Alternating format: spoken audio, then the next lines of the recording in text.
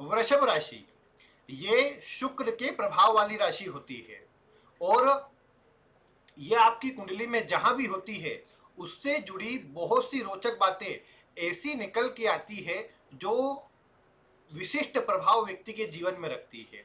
यह राशि कब अपना पूरा प्रभाव देती है, इसमें करियर से जुड़ी कौन सी बातें निकल के आती है, फिर आपकी कुंडली में शुक्र कहाँ बैठा हुआ है, इससे जुड़े हुए कुछ विशिष्ट सूत्र मैं आपको बताने वाला हूं। आप आज की वीडियो को ध्यान पूर्वक देखें और जो मैं आपको सूत्र बताने वाला हूं इन्हें मैंने तो विभिन्न कुंडलियों पर अध्ययन के द्वारा इन्हें मिला करके देखा है और इनका प्रभाव सटीक पाया है।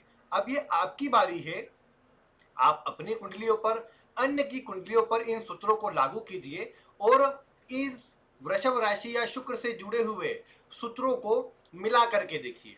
आइए मैं आपको बिना किसी विलंब के आज की वीडियो में वृषभ राशि और शुक्र से जुड़े कुछ बहुत ही रोचक और नवीन सूत्र बताने का प्रयास करता हूं।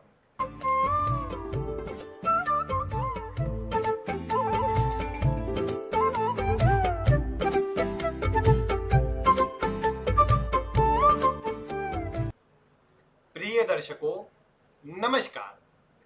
आज मैं आपको वृषभ राशि जो कि कुंडली के अंदर 2 के अंक से दर्शाई जाती है उससे जुड़े हुए कुछ बहुत ही नए सूत्र बताने वाला हूं। ये राशि से जुड़े हुए सूत्र है, तो आपको बस इतना करना है कि आपकी कुंडली किसी भी लग्न की हो, आप बस इतना देखिए कि जो 2 का अंक है वो आपकी कुंडली के किस भाव में लिखा हुआ है। आज उससे जुड़ी बहुत ही रहस्य वाली बातें निकल के आएंगी और जहां पर शुक्र है उससे जुड़ी भी कुछ बातें मैं आपको बताने का प्रयास करूंगा। तो आप अपनी कुंडली खोलिए और देखिए ये दोनों कहां पर स्थित है। सबसे पहले यदि आप ये देखें कि आपकी कुंडली में वृषभ राशि कुंडली के जिस भी भाव में है, सबसे पहला प्रभाव यह देखने को मिलता है कि ज्योतिष शास्त्र में यह वर्णन मिलता भी है कि आपके पूर्व जन्म के इस राशि से जुड़े बहुत से कर्म बाकी है और वो भी कर्म ऐसे हैं जो कि आपको किसी रोग के रूप में, किसी परेशानी के रूप में उन्हें चुकाना पड़ता है। उदाहरण के लिए मानिए आपने देखा कि आपकी कुंडली के अंदर वृषभ राशि जो है वो कुंडली के लग्न में बनी हुई है, यानी आपका वृषभ लग्न है। तो ऐसे व्यक्ति को कहा जा सकता है कि आपके सिर पर चोट लगने की संभावना बहुत ज्यादा रहेगी, या बचपन में आपको सिर पर चोट लगे, सिर से जुड़े कोई रोग हो, ये देखने को ज्यादा मिलेगा। और इसका प्रभाव वैसे ये जब एक्टिव होती है राशियां तब भी मिलता है, वो कब होती है वो आगे बताता हूं। लेकिन इसके अलावा आप किसी भी भाव में वृषभ राशि या शुक्र शुक्र को भी ऐसे ही मैच कर सकते हैं। आप अपनी कुंडली खोलिए और ये देखिए शुक्र कहाँ बैठे हुए हैं। शुक्र कुंडली के जिस भी भाव में होंगे उस भाव से जुड़े रोग होने की या उस भाव से जुड़े मतलब अंग पर, शरीर के अंग हर भाव से जुड़े हुए बताए गए हैं। जिसे लग्न है तो सिर मस्तक को बताया गया है पहले भाव से, दूसरे भाव से चेहरे का विचार होता है, तीसरे भाव से गले का विचार होता है, चतुर्थ भाव से छाती का विचार होता है, पंचम भाव से पेट का विचार होता है, छठे भाव से पेट के निचले अंगों का, साथ ही साथ सप्तम भाव से भी मतलब देखा जाए तो गुप्तांगों का विचार भी होता है। जांघों का विचार मुख्यतः कुंडली के फिर अष्टम भाव में भी गुप्तांगों का विचार होता है। वैसे तो छठे भाव में पेट का निचला अंग जो कि गुप्तांगों से थोड़ा ऊपर है उसका विचार भी हो जाता है। फिर इसी प्रकार जैसे नवम से आप जानते हैं कि मतलब जांघों के करीब का, फिर दशम से घुटनों का, उसके नीचे फिर जो पैर के निचला भाग है एकादश भाव से, और द्वादश भाव से पैर की पगथली जो नीचे वाला भाग होता है उसका विचार होता है। तो ये तो खैर आप जानते ही है, कई बार पूर्व में बता भी चुका हूँ, विस्तार से बता चुका हूँ। लेकिन आप ये देखिए शुक्र जिस भी भाव में है उस शरीर के अंग में स्वास्थ्य पर खर्च होने की संभावना सबसे ज्यादा होती है और जीवन में कई एक बार जब भी इनका समय चले तब ये प्रभाव बढ़ जाता है। जैसे आपने ये देखा कि आपकी कुंडली में शुक्र कुंडली के चतुर्थ भाव में है, तो आप कहेंगे अच्छा है, दिग्बली है, सुख देने वाला है, वो अलग बातें है। लेकिन इसके अलावा वो चतुर्थ भाव से जुड़ी, यानी आपको सीने में कोई प्रॉब्लम दे, आपको मतलब जैसे चतुर्थ भाव से फेफड़ों का विचार भी होता है तो आपको श्वसन में कोई समस्या प्रदान करे, ऐसी स्थितियां सामने आ सकती है। फिर राशि आदि मिला करके उसके और प्रभाव तक जाया जा सकता है। जैसे छठे भाव से किडनी का विचार भी होता है, तो जब छठे भाव में शुक्र बैठा हुआ हो तो संभावनाएं बढ़ जाएंगी कि ऐसे व्यक्ति को किडनी से जुड़े कोई रोग हो सकते हैं। तो इसीलिए आप भी देखिए आपकी कुंडली के अंदर शुक्र कहाँ पर बैठा है, वृषभ राशि कहाँ पर है, उनसे जुड़े अंगों पर रोग होने की संभावना सर्वाधिक रहती है या उनसे जुड़े अंगों पर स्वास्थ्य पर खर्च होता ही है, ये अधिक देखा गया है। तो ये तो पहला सूत्र हुआ जो वृषभ राशि कहाँ है, शुक्र कहाँ है, उससे आप मिला करके देख सकते हैं और प्रभाव सटीक मिलेगा ये आप देख पाएंगे। ये प्रभाव तब मिलता है जब कोई दशा खराब ग्रह की चले, जो अकारक हो, जो नेगेटिव प्रभाव या रोग आदि देने के प्रभाव वाला ग्रह बनता हो, उस समय पर स्वास्थ्य में समस्या मिल सकती है। इसके अलावा यदि आप देखें कि कुंडली के अंदर जो वृषभ राशि है, इसके अंदर वैसे तो ये शुक्र की राशि है, आप जानते हैं, लग्जरी वाली, रिसोर्स उत्पन्न करने वाली। जहां भी वृषभ राशि होंगी आप कुछ ना कुछ अर्जित करने के बारे में सोचेंगे, कुछ प्राप्त करने के बारे में सोचेंगे, रिसोर्स को बढ़ाने की कोशिश करेंगे। लेकिन इस राशि में बहुत ज्यादा प्रभाव राहु के भी देखने को मिलते हैं। राहु के प्रभाव इस तरह से कि आप कुंडली के जहां भी वृषभ राशि आती है ना, उस भाव से जुड़े संबंधी या रिश्तेदार को आप एक बार उनके स्वभाव को देखिए, आप कभी उनको पूरी तरह समझ नहीं पाएंगे कि इनका स्वभाव कैसा है। जिनकी स्वयं की वृषभ राशि होती है आप उनके लिए लागू कर सकते हैं, जिनका वृषभ लग्न है उनके लिए लागू कर सकते हैं कि ये व्यक्ति कैसे है। आप कहेंगे बड़े ही विचित्र व्यक्ति है, क्योंकि इसमें मैंने जैसा कहा राहु के गुण देखने को मिलते हैं। बड़े विचित्र से मेरा मतलब ये है कि कभी तो एकदम शांत रह करके बात करते, एकदम सबसे मिलजुल करके रहते हैं, और कभी ऐसा गुस्सा भी करते हैं और ऐसी बातें बोल देते हैं जो इनको नहीं बोलनी चाहिए, जो इनसे कोई अपेक्षा न करे। तो ये सब बातें क्या है ना, वृषभ से आती है। तो कुंडली के जिस भी भाव में वृषभ है, आप ये बात मिला करके देखिए कि उससे जुड़े संबंधी, आप मुझे संबंधी बताने की आवश्यकता नहीं है। लग्न है तो आप है, चतुर्थ है तो माता है, सप्तम है तो पत्नी है, दशम है तो पिता भी ले सकते हैं, बॉस ले सकते हैं, नवम से पिता ले सकते हैं।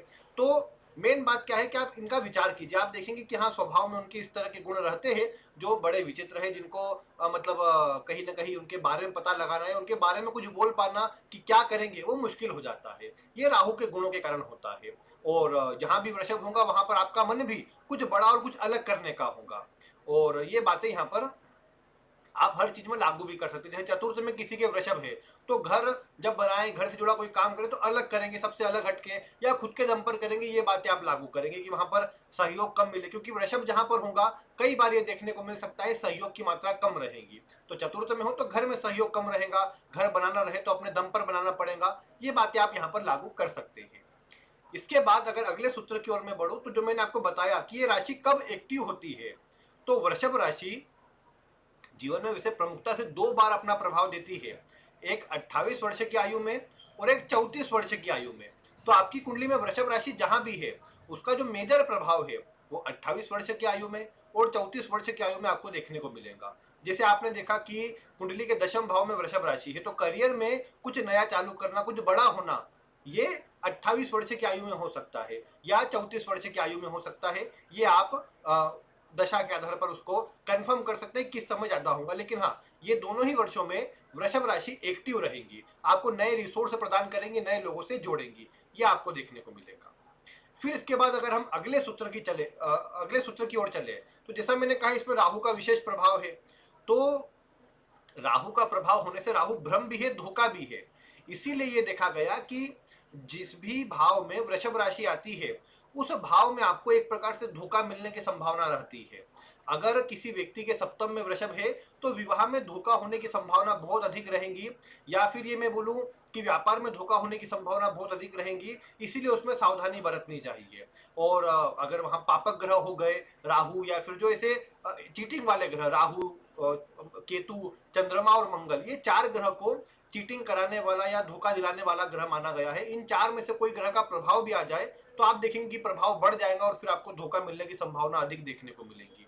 तो ये बात आप देखेंगे कि वृषभ राशि जहां भी है, ये तो मैंने सप्तम की बात करी, आप किसी भाव में लागू कर लीजिए, उस भाव से जुड़े संबंधी के बारे में भी आप ऐसा बोल सकते हैं। जिनका वृषभ लग्न है वो उन्हें खुद को धोखे का सामना करना पड़ सकता है, उनका खुद का धन कहीं फंस सकता है, दिया हुआ पैसा डूब सकता है, ये बातें कह सकते हैं। और इसी के अलावा अन्य भावों पर लागू कर लीजिए कि नवम में है तो पिता को धोखा मिल सकता है, चतुर्थ में है तो माता को धोखा मिल सकता है, तीसरे में है तो छोटे भाई बहनों को धोखा मिल सकता है, दूसरे में है तो कुटुंबी जनों को, कुटुंब में जो करीबी है उनको धोखा मिल सकता है, इत्यादि बातों का आप यहाँ से विचार कर सकते हैं। फिर दूसरा भाव केवल कुटुंबी जनों का नहीं है, चतुर्थ भाव से ये भाव आप जानते हैं कि 11वां आता है, तो 11वां यानी माता के बड़े भाई, तो माता के जो बड़े भाई आदि होंगे उनका विचार होगा। अगर ये देखें कि माता के कोई चाचा हो तो उनका विचार भी कुंडली के दूसरे भाव से किया जाएगा। तो ये आप कॉम्बिनेशन लगाइए, वो उसी से मैं कैलकुलेट करके बता रहा हूँ। जैसे आप जानते हैं नवम भाव जो है पिता का है, उनसे छोटे भाई उनके 3 घर आगे यानी 11वें भाव से देखेंगे, तो यही बात आप माता पर लागू करेंगे तो आपको पता लग जाएगा। तो बाकी दूसरे में होंगे तो माता के छोटे भाई, छोटे भाई बोल गया, हाँ, माता के बड़े भाई और मतलब माता के कोई चाचा वगैरह हो, उनको धोखा मिलने की संभावना सबसे अधिक रहेगी। तो ये आपको देखने को मिलेगा कि ये प्रभाव जब मिलता है तब मतलब वृषभ का प्रभाव एक्टिव हो या फिर कोई दशा आदि नुकसान वाली चल रही हो, वो वाला प्रभाव उनके लिए आता है।